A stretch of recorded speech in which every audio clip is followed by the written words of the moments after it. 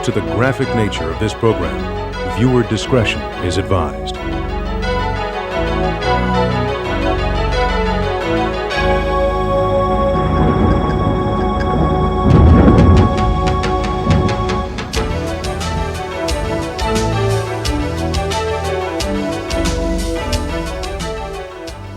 I'm Gordon Coulter. For many years I served as a law enforcement officer. Today it's my privilege to host this program on a little-known area in law enforcement, but important to every small community and every large city across our vast country. It's the area of satanic cults and how they impact our families, our children, and our communities. In satanic occultism, that which is good is bad, and that which is bad is good. And as you view this learning and educational tape, pay attention to notice the reverse of everything that is normal becoming abnormal. There are many crimes that are unsolved in our cities, and many of those crimes have ritualistic overtones, but they're hard to find, and it's difficult to find the depth of where these things go and who may have done them. And so today we hope to be able to shed some light on a dark, dark area, an area that has been taboo for so many years, that is also protected by the United States Constitution and the freedom of religion. That's why it's very difficult for us as law enforcement officers to really investigate. But the question really is, where do the freedoms end and our responsibilities begin for our communities?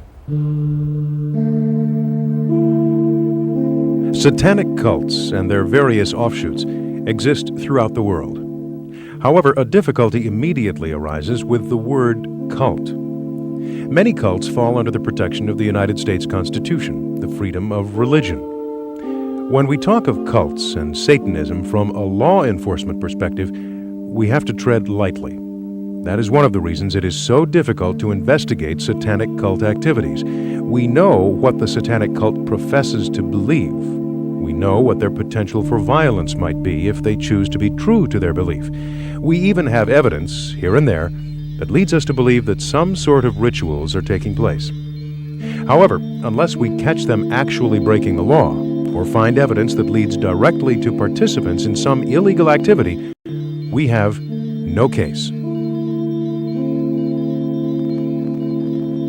The problem involved with the cult explosion is becoming a many-faceted puzzle confronting law enforcement today. Not only is it difficult for us to understand the secret practices of satanic worship, but there are deeper reasons that go beyond mere lust for power and the unlimited drugs and deviant sexual behavior that go with it. Unfortunately, the police investigator attempts to analyze these types of crimes with his routine of criminal investigation.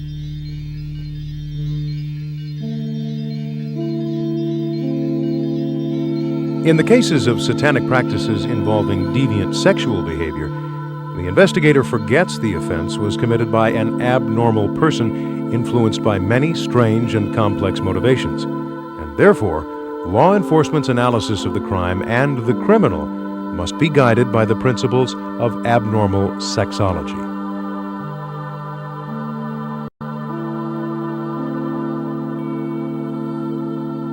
It is imperative that these cases be solved. They are vicious, revolting, and create fear in any community. Men are apprehensive for the safety of their wives, mothers, and daughters, women for their children and themselves. It is only through proper training that the police officer can hope to gain the ability to understand and recognize which are regular offenses and those that belong to cult behaviors. This is a law enforcement problem. Therefore, all law enforcement officers should be familiar with the different types of degeneracy, so they'll be able to associate the type of criminal with the offense committed, and to properly charge and prosecute the criminal in an intelligent manner.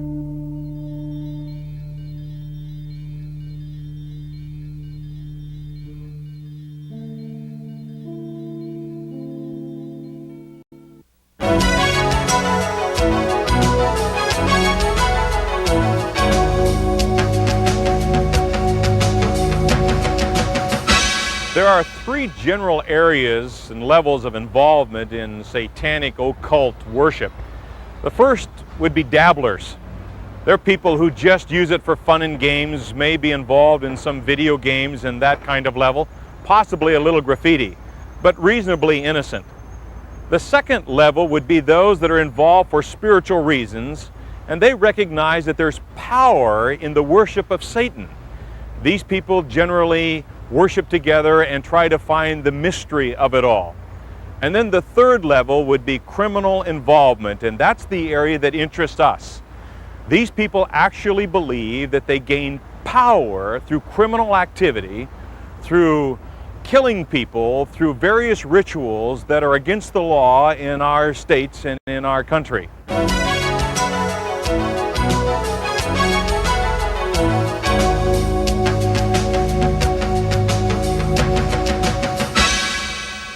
Eric Pryor is a former Satanic high priest turned Christian who now spends his time educating people about the dark side of Satanic cults. When I was a practicing occultist, oftentimes I would come into this park and practice on various different holidays, lunar holidays and occultic holidays, and we'd actually have rituals in the park when we didn't have a space to do rituals indoor. So what I'd like to do is take you into the park and just kind of show you one of the places that you would start asking your questions and start looking to see, what the occultists are up to. There's two different communities that use this park. One is the pagan or occultic community, and the other community is, of course, the homosexual community. Interestingly enough, they go hand in hand. And so, well, see, here you go. Upon entering the park, you can see they've already got started. Okay. This is a pentacle. The interesting thing about this pentacle is it's an upright pentacle. This is not a satanic pentacle. Now, the reason why this pentacle would not be considered satanic is because it has one point up. Now, Satanists would reverse this star, or pentacle as it's called, and have 2 points up. Those represent the horns of Baphomet and or the horns of Satan. But now, right over here, I can see on a tree here, there's a inverted cross. Now this is satanic. This is a very generic symbol. Let me see. It's actually fairly fresh too. This here, of course, is a bastardization of Christianity, and it's a very common symbol. Obviously, they probably had a party or a ritual here within the past night or two. Usually what they'll do is they'll mark, it's almost like a path. They'll mark a path to kind of show you where the action's at. The colors they'll use will be white, red, and black. Those are the dominant colors of the satanic movement. And basically, over here, see? Here you go. This is what I'm talking about. Okay, what you're looking at here is called Voodoo Vivi. This is kind of like a coat of arms, if you will, for the demonic. And the implications of this is definitely satanic. When I showed you earlier the one pointed up star as we first came in, and I told you that, the implications of Satanism are 2 points up. As you can see, there are 2 points up here, and someone has made it very clear they were probably worshiping Set, because it says Set here, so it's pretty obvious. Now this here, if I'm not mistaken, looks like a money Vivi. So I wouldn't be surprised if they were here in the park doing a money ritual. And this is very typical. This is the kind of thing that you can expect to see not only on crime scenes, but in areas where occultists hang out. Like gang graffiti, occultists kind of communicate to each other through their graffiti. On the rise there up here is a very flat area, concrete area, that is used often. I even frequented it for ritual practice. Well, there you go. You can see from here 666 and an eye. Now that eye above 666 is an Egyptian eye. The eye of Anubis So I can tell by looking at this eye that these people that were up here were into ceremonial magic. These aren't witches, these are definitely Satanists. You look at these dumpsters, see, this is how they talk to each other. Now, what you see here, this is gang graffiti, okay? And this is how gangs talk to each other, okay? But now this is how occultists talk to each other. This here is a psilocybin mushroom. So probably they had a psilocybin ritual, which is not uncommon. Occultists are known for using peyote and psilocybin. And so this was probably a psilocybin ritual. Okay, here you go. Shem Hemfarash is a satanic invocation, and Halley is also part of a satanic invocation. There is a book out called The Greater Key of Solomon, and in The Greater Key of Solomon you will see on the seal of Solomon this word. All right, from what I can tell from the graffiti and everything that I've seen and what I see here on the concrete, it looks like they actually have the ritual here. Now, there's an N here for north, and there's an S over here for south. Now, while these are not the true directions, obviously someone had a bad sense of direction, I'm assuming that this is where they actually had their ritual. One of the reasons why they would use this particular area to have a ritual is it is on concrete, and it's a nice open area. When we used to come up and have rituals and we had a group, we would look for an open flat space. This is an open flat space. This would be an ideal place for them to have a ritual. Now, if I was a solo occult practitioner, I might do it in the bushes somewhere and have a little altar set up. So what you're doing is when you come onto a scene and you're investigating a scene, you look on the ground and you'll find clues as to what happened. Right here, okay, we have a rope here. This is a noose. And actually, if you look at it closely, I don't know if the camera can pick this up, but there's blood on this noose. Now, this could have been used either to bind someone up in some type of a ritual scourging, or it could have actually been used on an animal that was sacrificed. When sacrificing a cat or a dog, of course animals move around a lot and they get unruly, so they would tie it up. But there is blood all over this particular noose. Now these are the kind of things that you'd be looking for. What we have here is a medicine bottle of 2% xylocaine. For those of you with medical knowledge, you would know xylocaine, known as lidocaine, is a numbant. It's used to numb people, and for that matter, animals. And of course, if you're going to ritually sacrifice an animal or a human, for that matter, in a public place, you don't want them to be screaming in pain. So it's not uncommon for occultists to use something like this, and of course, here we have it. On this tree here, we have some more graffiti. It's in red, which is a classical satanic color. Now what's interesting here is the number 9. 9 represents the 9 satanic statements. You can find this in a book by Anton Sanzer LaVey, which is called the Satanic Bible, and you will see that there are 9 satanic statements. This is the way occultists tell each other, hey, we're Satanists and we're partying. The 9 Satanic Statements from the Satanic Bible by Anton LaVey. Number 1. Satan represents indulgence instead of abstinence. Number 2. Satan represents vital existence instead of spiritual pipe dreams. Number 3. Satan represents undefiled wisdom instead of hypocritical self-deceit. Number 4. Satan represents kindness to those who deserve it instead of love wasted on ingrates. Number 5. Satan represents vengeance instead of turning the other cheek. Number 6.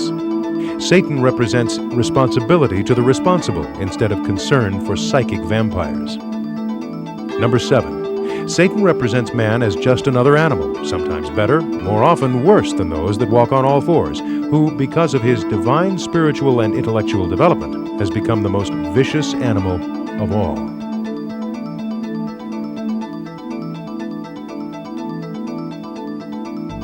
Number 8. Satan represents all of the so-called sins, as they all lead to physical, mental, or emotional gratification. And number 9. Satan has been the best friend the church has ever had, as he has kept it in business all these years.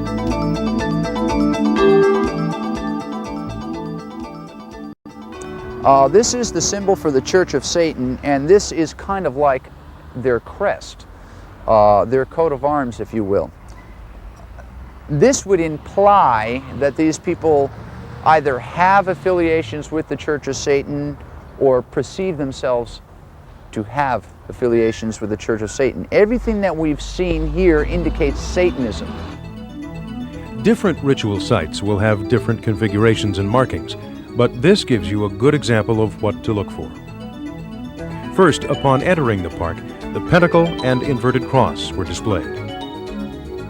Second, further up the path, we found a voodoo vivi, which indicated a money ritual.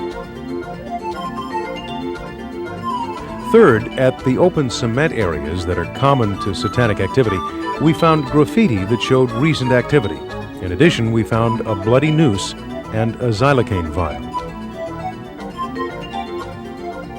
Fourth, on the way out of the park, we found another inverted cross and the number 9, which, as we demonstrated, represents the 9 satanic statements from the Satanic Bible. Fifth and finally, we found markings indicating that the ritual was by followers of the Church of Satan. Behind me is the city of San Francisco, a city known for the first satanic church in America. Anton LaVey established this church under the freedoms of our country in 1966 and wrote the Satanic Bible. Anton LaVey, perhaps the best-known Satanist in America, compiled his years of cult knowledge into 2 of Satanism's most important handbooks, the Satanic Bible and a companion, the Satanic Rituals. The general practice of Satanism promotes 3 basic areas of attraction: gratification of flesh, gratification of ego, and power. Some Satanists, and a significant number of others, feel that Satanism is a viable way of getting supernatural help because they are too distant from the good God to have any hope of reaching Him. The good God and His virtues, such as beauty and joy, are essentially impractical. And it would be easier to catch the notice of an evil God than a good one. To better understand Satanism, it might be appropriate to talk about some of the initiation practices for Satanists.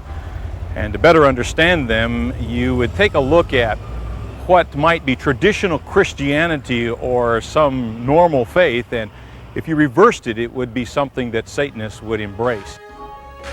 Initiation into Satanism or a similar cult usually includes a spoken denial of the Christian faith, generally accompanied by saying the Lord's Prayer backwards. Rebaptism in Satan's name and taking a new name to replace the given Christian name. An oath of allegiance to Satan while standing in a magic circle, entering the initiate's name in the Book of Death. And a promise to sacrifice children to Satan and marking the initiate with the devil's mark.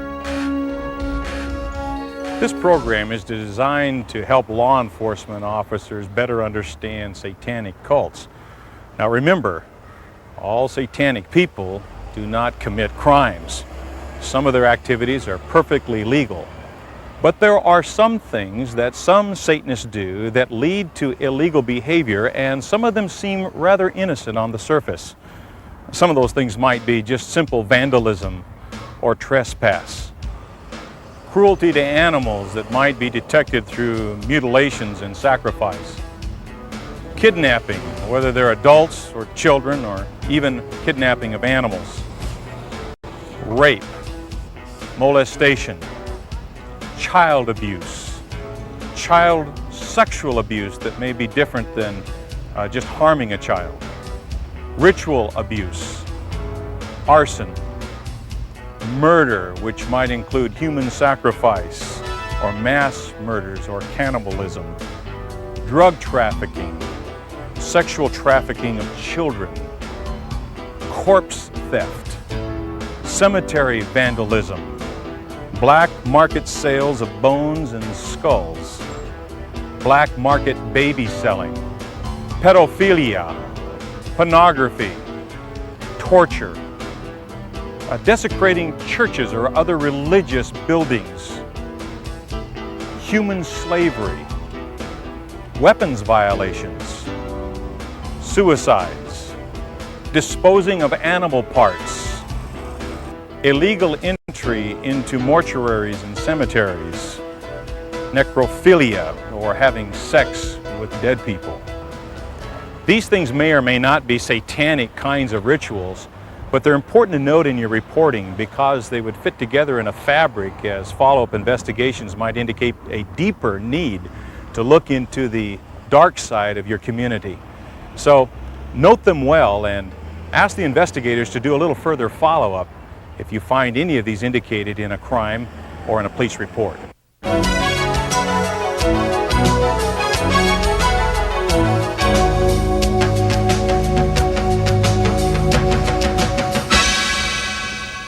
There is a difference between Satanism, voodoo, and witchcraft. And what I'd like to do is show you different altar setups so you can familiarize yourself with how these people operate and their various different paraphernalia.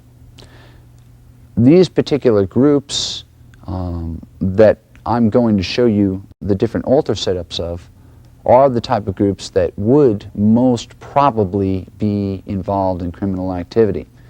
While you wouldn't find all this stuff at a crime scene, you will find evidence that they have been at a crime scene. For instance, you might find something like this pin here, which is used to penetrate a pulpit like we have sitting here. But then again, there are other things that might be left behind that would indicate voodoo. Now, voodoo is colorful, and usually beads and shells are associated with it. What you're looking at here is 2 small conch shells and some beads. Now this is what a priest would put on the necklace, such as I'm wearing here. This would indicate high priesthood. You might find conches like this with beads.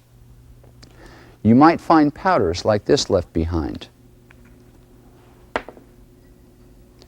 And this is the type of stuff that would usually be left behind in a crime scene. You're not going to find candles intact, and if you do, you might find a candle very similar to the one I'm holding here. Now you might look at this candle and say, well, what makes this candle different? Well, first of all, any candle that's used in Santeria, Macumba, or Voodoo generally will have a patron saint on the front. Now this is the saint that they would be paying obeisances to, you know, lighting the nicotine up to, drinking the rum to, and smoking the cigar smoke to. But on the back, it'll have a prayer to that patron saint that is only indicative to candles used in Santeria, Macumba, and Voodoo. Another thing that you might find would be small vials like this. These vials will contain some type of a ritual oil. Usually these oils are poured over a coal in a ritual practice. You might find a lot of empty oil vials at a ritual site. What you're looking at here is a classical satanic altar setup. Now there are more than one type of satanic group. There are rogue satanic groups where you have a bunch of young people that get together and they read books such as the Satanic Bible by Anton Sanzer-LaVey, or some of the stuff that is published by the Temple of Set, which is also another large church of Satan. But now an organized satanic group has an organized way of setting up its altar. What you're looking at here is a classical satanic altar setup. It's very Spartan. 2 candle holders. One candle would have a white, one would have a black. You'd have a Baphomet candle in the center, or a Mendes goat is what it's called. You would have a male candle on the left-hand side and a female candle on the right-hand side. You would have a skull, which is considered the barrier of death, and a bell to ring for each one of the 9 satanic statements. And they would ring it. You would also have 2 ceremonial daggers. One ceremonial dagger is actually used in directing the forces of magic, the way occultists would do that, as in directing their powers. And the other dagger, which would be called a bolane, would actually be used in ritual work. If I were going to sacrifice someone, I would use my bolane. It's considered a working knife. So in a satanic altar setup, you're always going to look for 2 knives. Okay, what you're looking at here is a basic witchcraft setup. Now the difference is you don't see the bells. You don't see the Satanic Bible, and you'll see a couple extra things here. For instance, most witches are very adept at using the tarot. Witches are very, very big on an art called scrying or fortune telling. Another interesting addition is that, notice, the candle holders are wooden. Witches perceive themselves to be nature-centered religious belief systems, so that they use as many natural elements as possible. The other thing is, instead of having a ceremonial dagger like we have here that would be used in Satanism, they would just use a very simple 1 dagger. That's called an athame. Now, the athame is used when they charge the wine, which would be in the chalice. The athame would be used when they charge the wine, which would be in the chalice, the salt, which would be in the salt bowl, and the water, which would be in the water bowl, as well as the incense. Another interesting addition we have here is Kyrnos. This is one of the gods of the witches.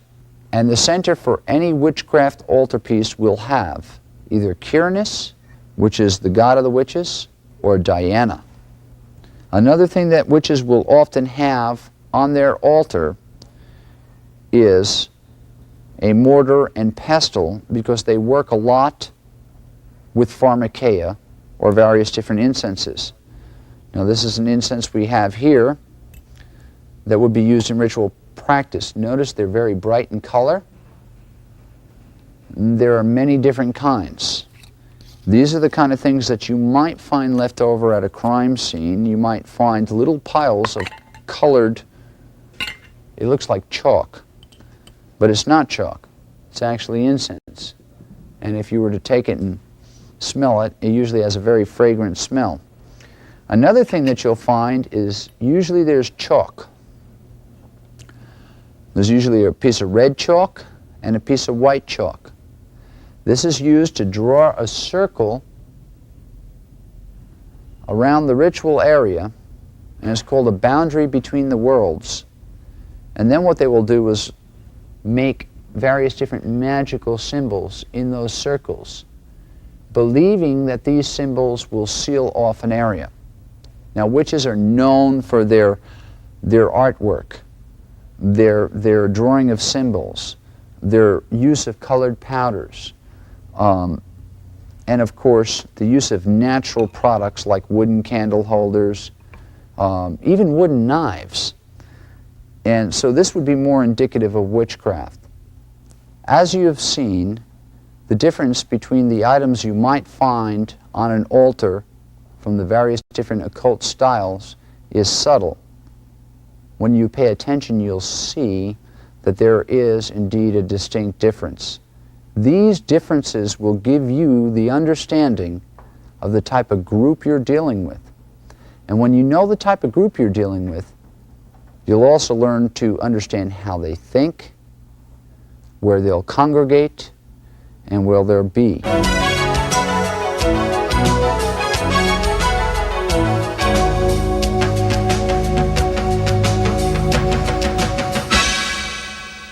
There are many different satanic symbols.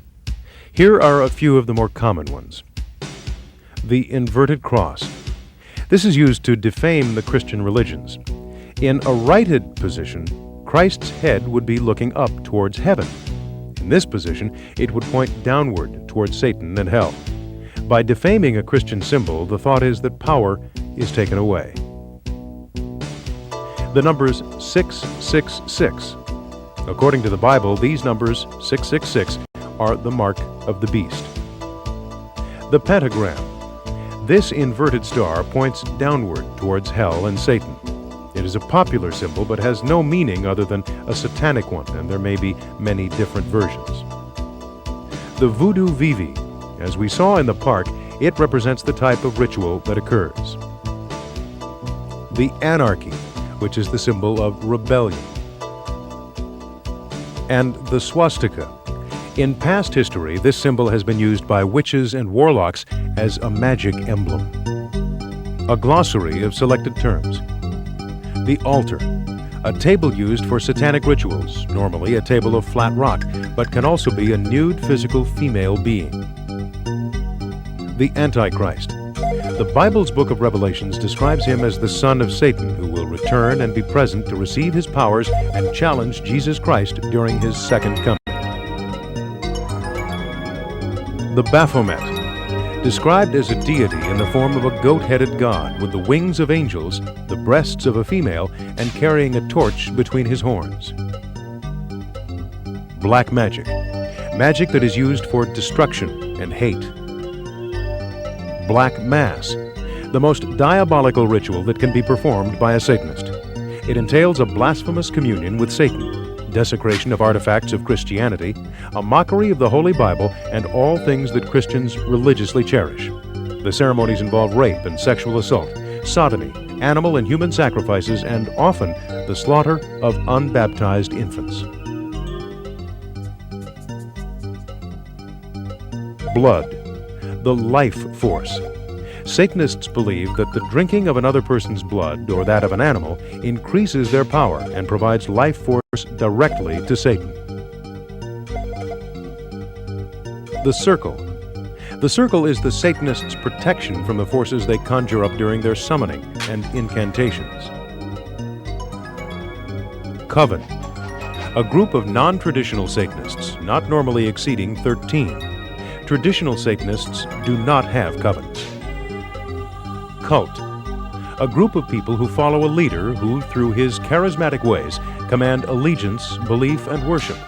Infamous leaders include Hitler, Crowley, Jim Jones, and David Koresh. Devil. One such name of Satan, Lucifer, Leviathan, Prince of Darkness. Goat's head, the symbolic identification of Satan in the world. Grottos, countless Satanists in one order or organization. Hand of glory, the left hand of a person who has died. The hand is removed from the body, pickled, embalmed, and mummified. It is then used to ward off evil spirits. The head. Satanists believe that the head is the most important part of the body. They often eat the brain to receive powers of the deceased person. The heart. Satanists believe it to be the center of life. By eating the heart, they believe that assumption of the deceased's characteristics and powers will be thus transferred. Host. Normally using blessed communion wafers, symbolic of the body of Christ, Satanists insert them into the vagina of the altar, or physically stomp, thus desecrating Christian beliefs. Lucifer. When cast out of heaven, he was followed by 1/3 of all the angels. Pagans, those who practice witchcraft, the worship of nature as well as multiple gods. Satan, an angel created by God, cast out of heaven, and now the object of worship by Satanists throughout the world. Succubus, a female demonic force that copulates with human males. Incubus, a male demonic force that copulates with human females. And witchcraft, the practice of the old religion which focuses on the goddess in her many forms.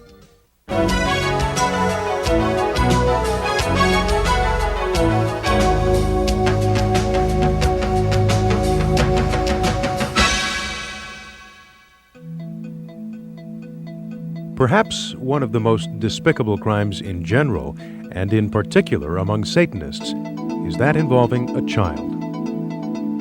In every state in the nation, there are reports and investigations of satanic crime and satanic ritual abuse. More than 2 million American children each year are reported missing, many of them too young to be runaways. In addition, more than 5,000 unidentifiable bodies of children are found annually in the United States. Physical abuse was a part of keeping me silent. My fingers were burned on a stove. I was forced to watch pets killed and put in an oven, and I was told that if I talked, the same thing would happen to me.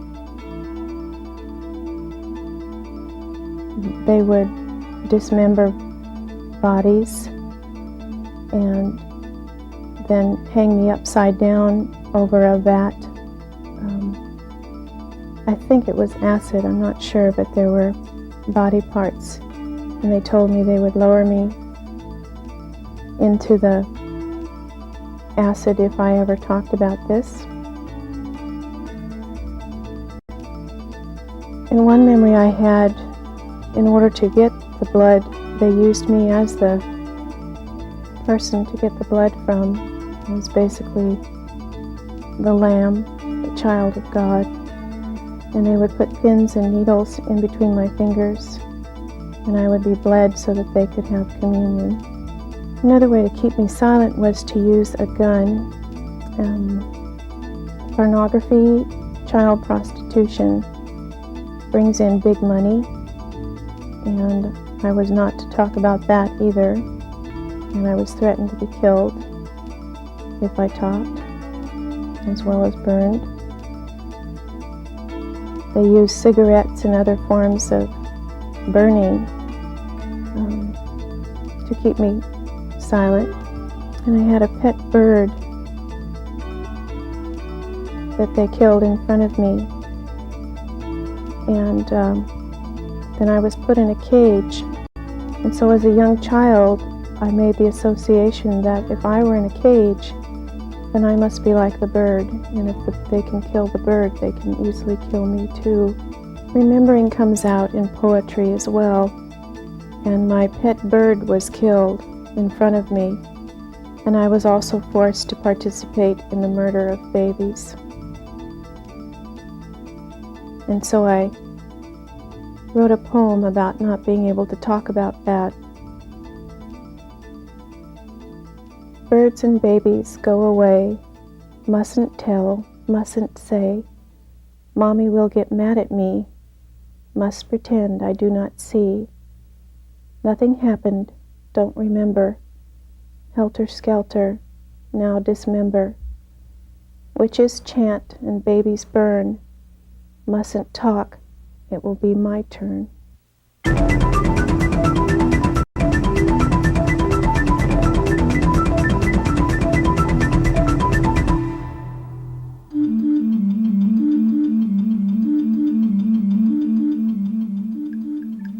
Symptoms characterizing satanic ritual abuse and sexual abuse in preschool-aged children.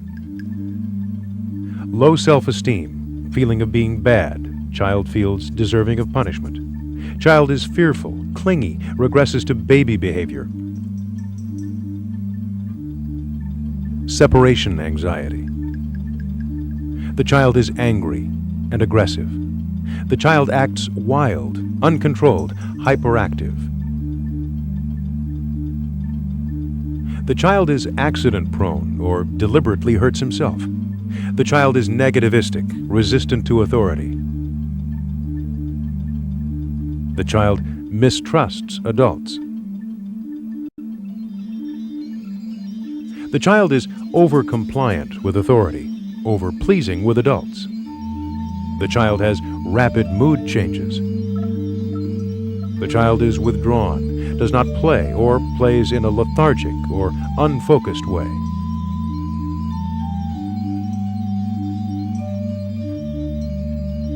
The child exhibits a short attention span. The child does not learn.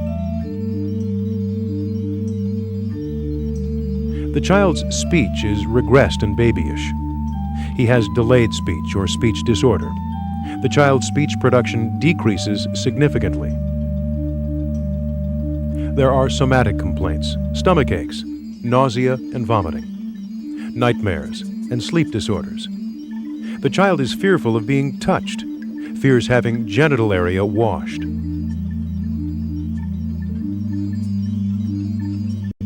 The child touches his genitals or masturbates excessively. The child touches or tries to insert fingers into his rectum. The child pulls down his pants, pulls up her dress, or takes off clothes inappropriately. The child touches others sexually or asks for sex. The child is sexually provocative or seductive. He or she complains of vaginal, anal pain, burning when washed or when urinating or defecating.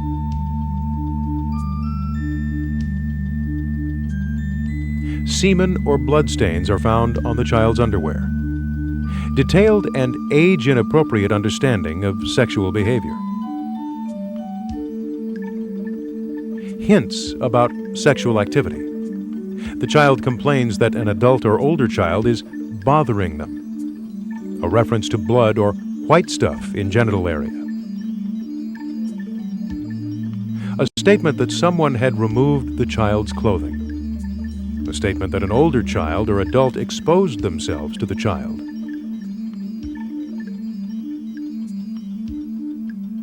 A child's statement that he or she touched an older child's or adult's bottom, vagina, rectum, mouth, etc.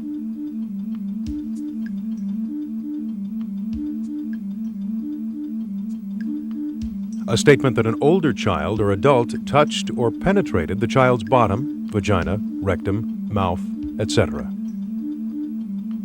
A statement that the child witnessed sex acts. On medical examination, relaxed sphincter control, anal or rectal lacerations or scarring. The child relaxes rather than tenses rectum when touched.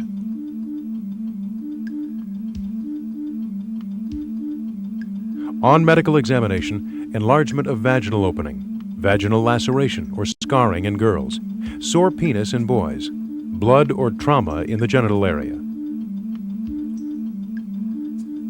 On medical exam, venereal disease.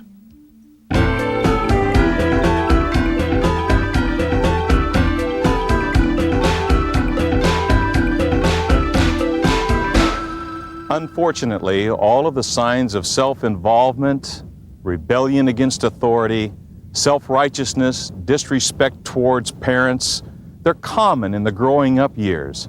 They're also signs of involvement in satanic cults. Perhaps one of the major signs of cult involvement is when the group moves into obsession. They get stuck on one idea, one type of clothing. They center focus on this idea and they do not deviate. They focus on destruction and on doom. They have many highs and many lows in their self-esteem.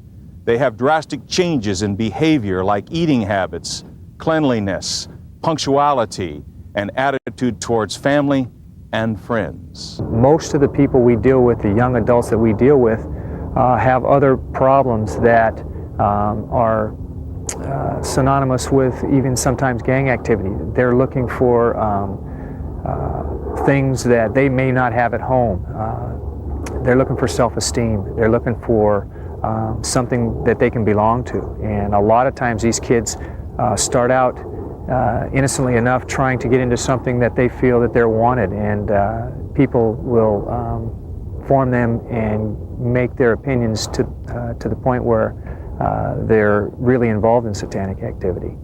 Anytime you do have a situation where you find a ritual site or you find graffiti that shows some kind of satanic situation, then you need to look at it and investigate it.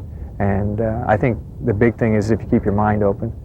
Parents need to keep an open mind. A lot of times parents and people in general will close their eyes to things that they don't want to hear. If you keep an open mind and try to know your kids and learn what your kids are all about, I think that'll be a big step into understanding what's going on and then being able to identify any problems that may arise or situations that you might see that you might need to look for help and not keep a closed mind. Believe me, I've been in this business for 10 years and you're always amazed at what kids will do and the different fads that come up. And sometimes it may be totally innocent. It may not be occult activity. It may not be satanic activity. But hopefully if you have the open mind, you'll be able to notice that. When we get involved in some of these training groups, we try to talk to PTAs and school administrators and things like that, not only just in occult activity, but just keeping an open mind on what teenagers are all about nowadays. And they may be involved in this stuff. They may be what we call dabbling in some kind of occult activity. It may be just a rebellion on some form of Christian upbringing, something to get your attention. As you observe kids that may be involved in satanic cult activities, be patient, be watchful. It's best to understand them because provoking them will only drive them deeper into the cult and that behavior. Teach the parents and the school officials and the youth workers to note these behavior changes and to take time to find out what's going on in their lives. Teach them to ask the meaningful questions and what the symbols are about that they might write on their notebooks and they might wear on their clothing. Teach these youth workers and parents to talk to their kids about the lyrics of the songs that they listen to over and over again. They have a right to know what's going on in the young people's lives, and open communication allows that to happen. Don't hesitate to encourage these parents and youth workers to seek outside help. Call your local support services for youth. They can be a great help to you. Never stop this important investigation into lives for the value of our kids in America. Satanists celebrate a host of rituals and ceremonies during the course of each year. As some are held more important than others, a host of crimes are committed before, during, and after the ceremonies.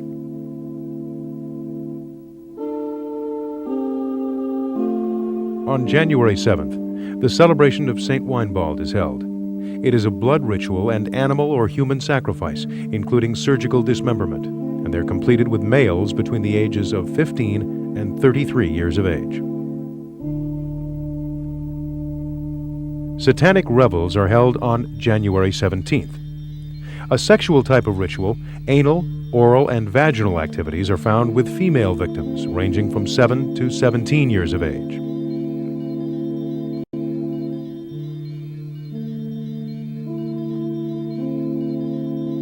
Candlemas, a high religious holiday, is held on February 2nd. At these sexual ceremonies, animal, oral, and vaginal rituals are completed with females from age 1 to 17.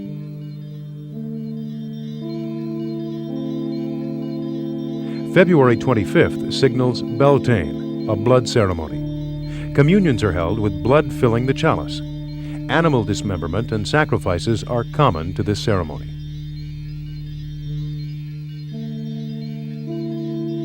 The celebration of St. Iketat is held on March 1st. During the blood ceremony, human blood from devotees of any age and any sex is consumed for strength and as homage to demons.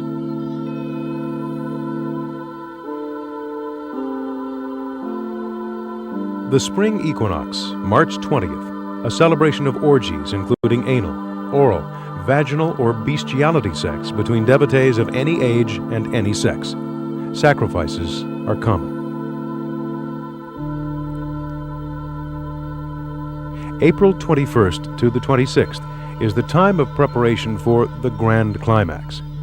Kidnappings of women, children, and animals are common. Thus, the victims are held until April 26th to May 1st.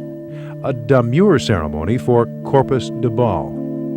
Age group includes infants and females up to 25 years of age.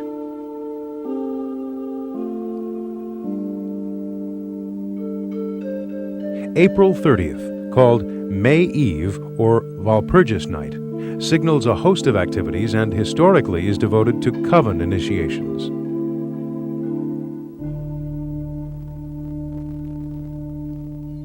June 2nd brings about anti-Christian ceremonies using blessed wafers and blood mixtures for many blasphemous purposes.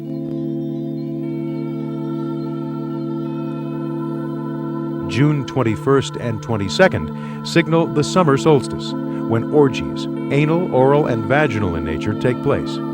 Any age, any sex. Demon revels are held on July 1st. Sex with demons, human and animals, primarily large dogs, take place with devotees of any age or any sex.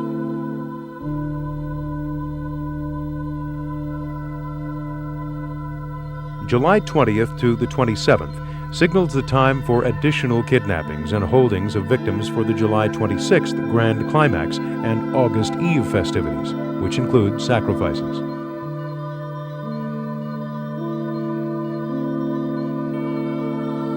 Satanic revels occur on August 3rd, with its sexual orgies with females from 7 to 17 years of age.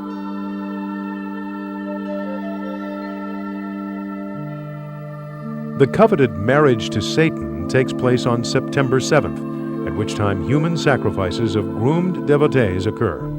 The age group is female, 1 to 17 years of age.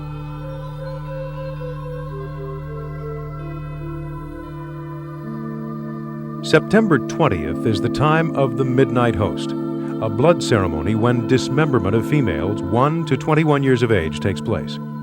Hands are planted as part of the ceremony.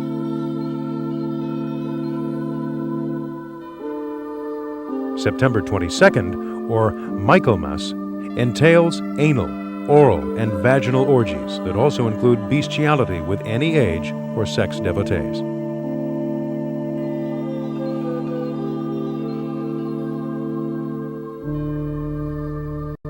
October 29th to the 31st, Samhain, or Halloween celebration, is a high unholy day.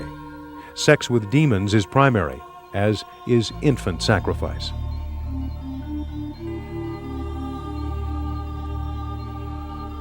On November 1st to the 4th, Satanic revels again occur. Anal, oral, and vaginal sexual activities take place with females from 7 to 17 years of age.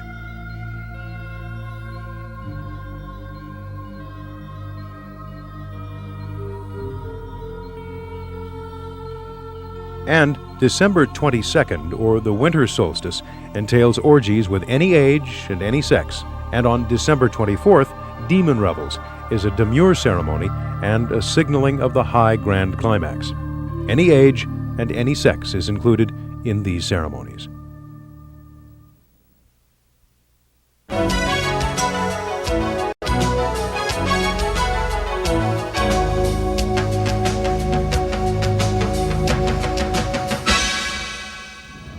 Richard Ramirez, known as the Night Stalker, was linked to Satanism. He had a pentagram on his left hand, and he would draw one on the walls of his victims' homes. At his arraignment, he yelled, "Hail Satan!"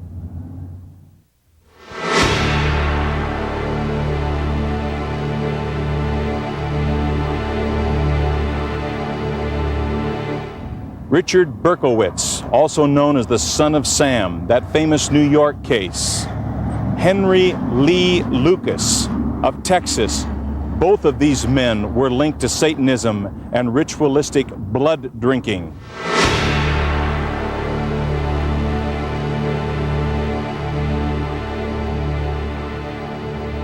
Stanley Dean Baker of Massachusetts. At the time of his arrest, he had one of his victim's fingers in his pocket, and he was charged with dismemberment. He stabbed his victim 27 times, and he ate his heart.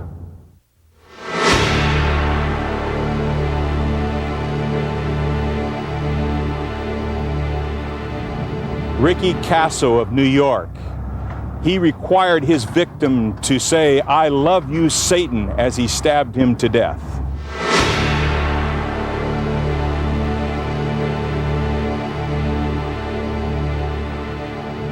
Carl Drew from Massachusetts. His satanic cult killed a 20-year-old woman, decapitated her, they kicked her head around, and then later he had sex with her body.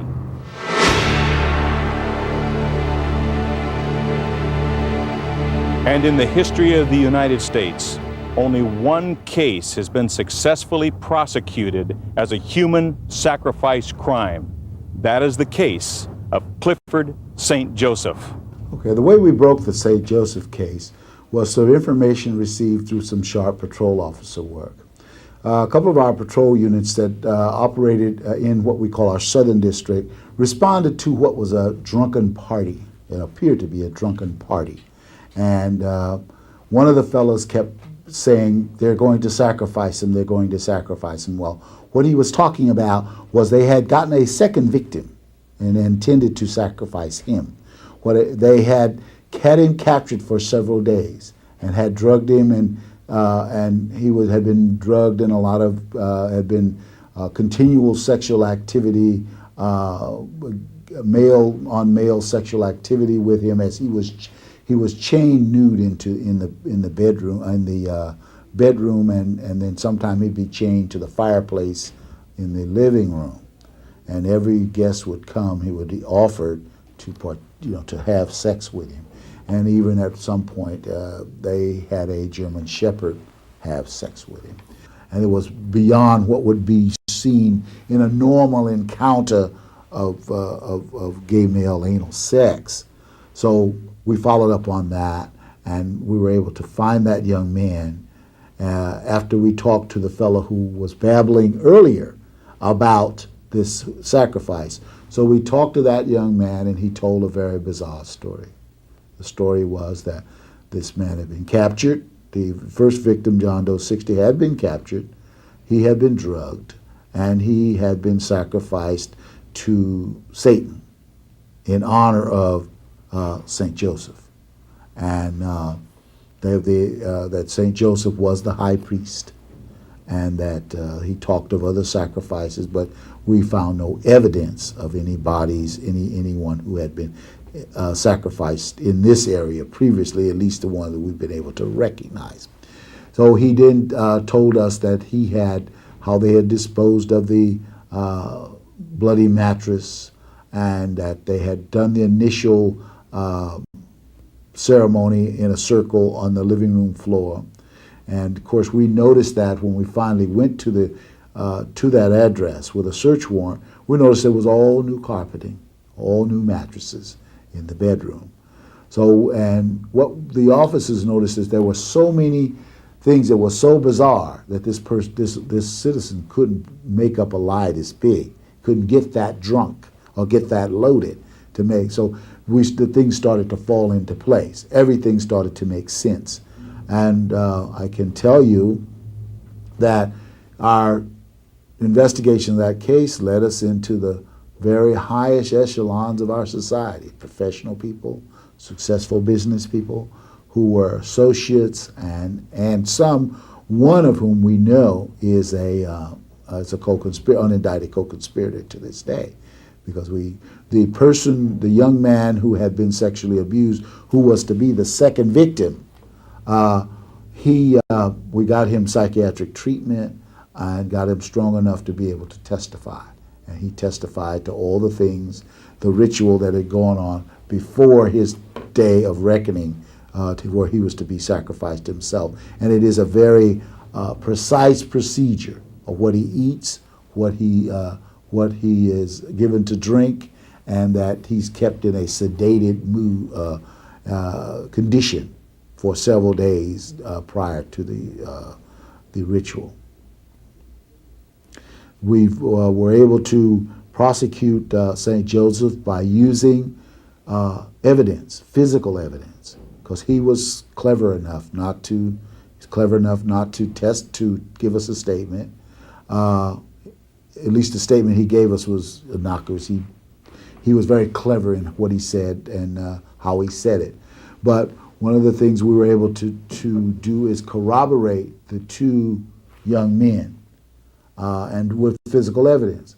One, for example, we rolled that new rug back and the new carpeting, pulled it back, did a luminol check on the premises, and there was blood everywhere. And when we did the luminol examination of the premises, we found the kind of blood that we expected to find. Because as I told you, the body was almost devoid of blood. And we knew that wherever this had taken place, there had to be a lot of blood.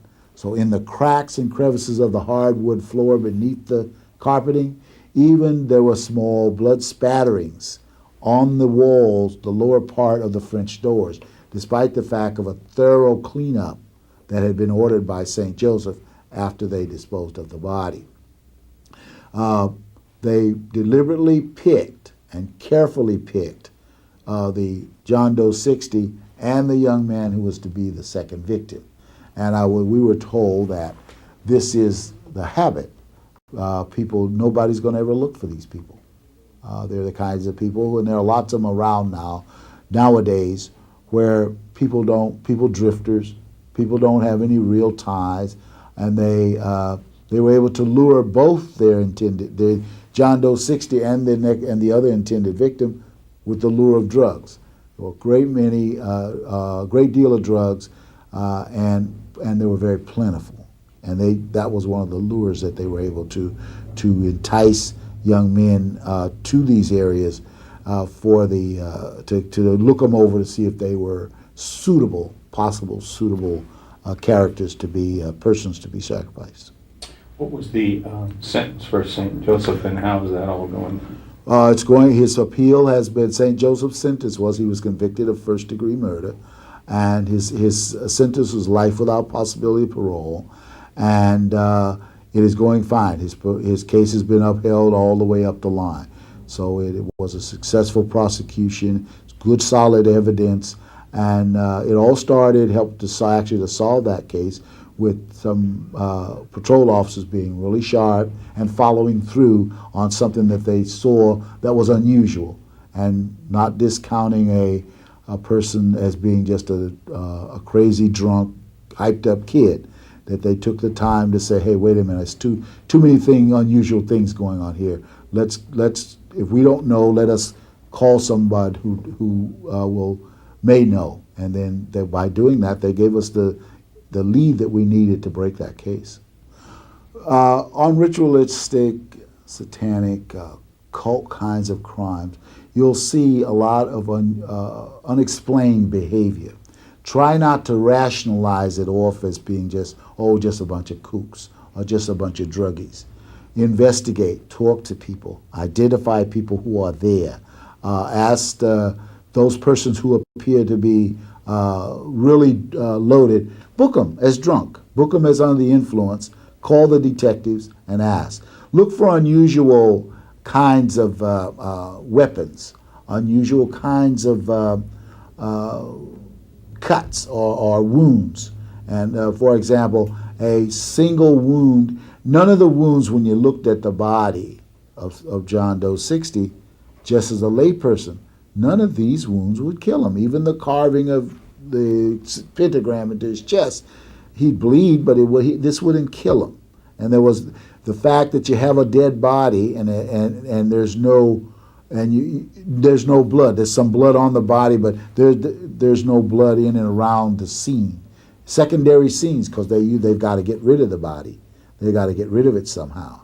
So we have to be very aware of anything unusual. Follow through on it. Call in help. Don't be embarrassed to say, hey, look, I don't quite know what's going on here. Call in the detectives, and they in turn, for investigators, call in experts who know how to deal who recognize some of these things.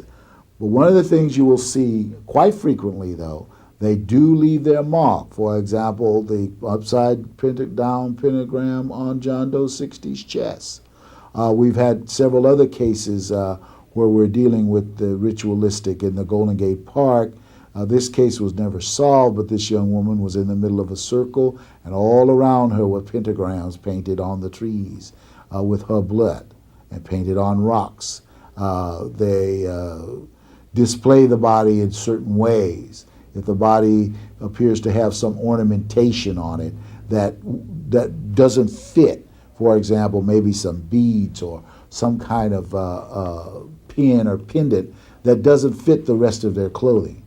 There's a case I can call several years ago where the body was found, and this would be a different ritualistic group, for example. The body was in a circle, the head was decapitated, there were feathers sticking in the exposed part of the neck, and all around the body was corn, kernels of corn. And we later learned that this was a part of a sanctifying of a cauldron by killing an individual, by sacrificing an individual. Though, by the way, the head did turn up. We were told by experts that it would turn up. Now, this came out of a whole different part of the society, but it's still a different kind of ritual, where many times there's a big controversy in some parts of the country now as to whether or not to allow the religious use of animals. And I think the Santerias did win that case, that they can use animals in their religion. Well, you'll see things like this. Don't be alarmed, just document it well. Document it very well. Know who's involved, and recognize it when you see it. And probably the grave robbing is what most patrol officers are going to run. They're going to run into grave robbing, stealing ornaments from churches. You start getting a rash of stealing, because they have to have, sometimes they want to get, even though they're satanics, they have to get something that's blessed. So there'll be church robberies. So if you start getting a series of church robberies, or any church robbery where the motive is not totally monetary gain, it's some kind, relics are missing, like chalices and different religious ceremony items. Look for that. Other things I can think of now is that they also deal with certain animal horns and parts and stuff like that, certain statuaries that you'll find on a premises, and the bodies that appear to be part goat, part human, all in a man, part man in body, and you'll see lots of candles. They use lots of candles of different colors and stuff like that. But there are a number of experts around who study this phenomenon, and as I said, based on my experience and studying, particularly with the St. Joseph case and a couple other cases that have had some dabblers around, we capture that material, read it, learn about them. It's just like any other part of our society. It's here, and we as law enforcement officers will deal with it. We have to deal with it. And the best way to deal with any problem is to understand it. In investigating homicides, there are some very obvious ritualistic markings that will appear on a body that is the result of satanic killings. But some of the markings are a little more subtle. And so what we're going to do is give you an illustration of this on our model, and also retrace some of the markings that were in the St. Joseph's case.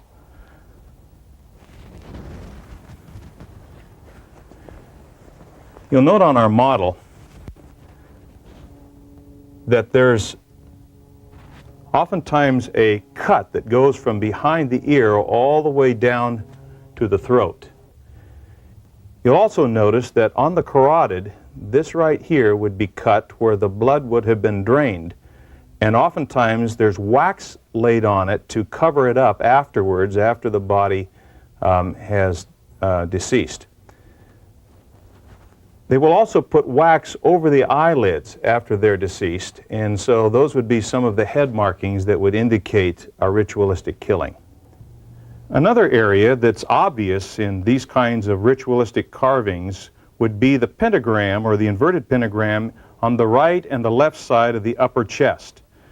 This oftentimes is the signature of the high priest. Another area that you might find satanic ritual carving is in the stomach area. And as was true in the St. Joseph's case, the pentagram or the inverted pentagram was carved right here in his abdomen area. And you'll note again the points representing again the goat's head. Another area we'll want to note is the foot area. And right here behind the ankle bone, there is oftentimes an incision, just as our markings would indicate. And beyond that, on the bottom of the foot, they will sometimes cut the flesh and peel it back. And so you'll also note that. Another thing that is oftentimes done in ritualistic homicides is a penis is placed inside the mouth of the deceased person. Now, as you look at the body of a person such as this, please note each and every one of these markings. You might just see one of the markings. It could be just the carotid, or it might be just the marks behind the ankle, or as obvious as the pentagram. But whatever it is, if you look just a little bit deeper, ask a few more questions, and note to the investigators more information, it could lead to the solution of other crimes that have been just passively sitting on the desk without any clues. Maybe you think your community is immune to these satanic crimes.